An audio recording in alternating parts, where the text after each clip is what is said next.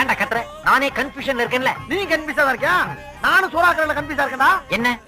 அதாவது கொதிக்கிற தண்ணியில அரிசி போடுறதா இல்ல அரிசி போட்டு தண்ணி ஊத்துறதா? சோறு வைக்கிறதா ஒரு மேட்டரே கிடையாது. அதை விடுறா. குழம்பு வைக்கிறதெல்லாம் நான் கொஞ்சம் குழம்பி இருக்கிறேன். அதை கொஞ்சம் கிளியர் பண்ணு. சாம்பார் தானே?